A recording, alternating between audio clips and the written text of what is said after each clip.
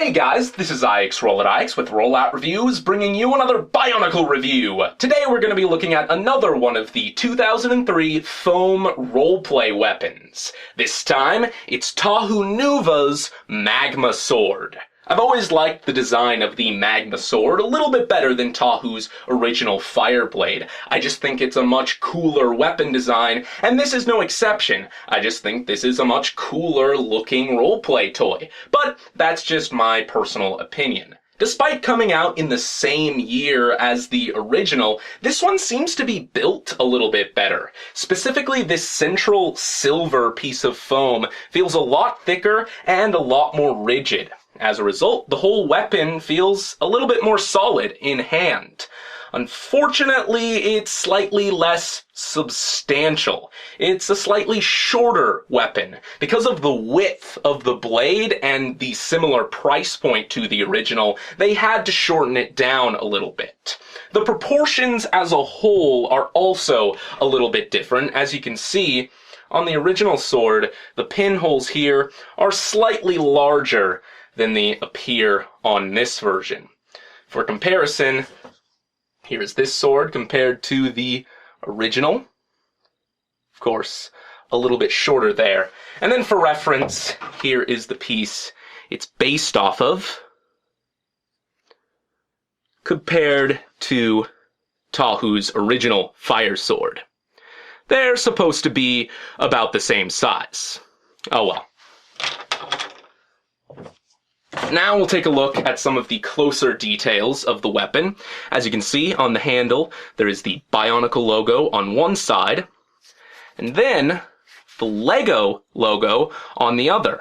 Once again, sort of strange because this came out in the same year as the other sword, and yet this is nowhere on the previous version. Otherwise, aesthetically, it's very, very similar. Most of the gaps have been filled in with a very striking black, although there is a gap between the flame and the blade itself.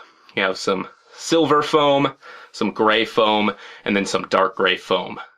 Looks very, very good.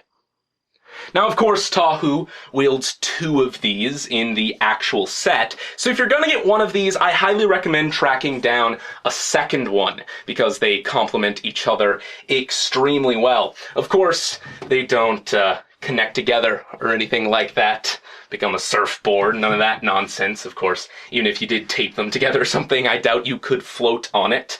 I should probably mention that for people who are wondering, even though you could probably assume that. And they look great together. Once again, I think these are great display pieces. I like mounting them up on my wall. They look great and complement your Bionicle shelf extremely well.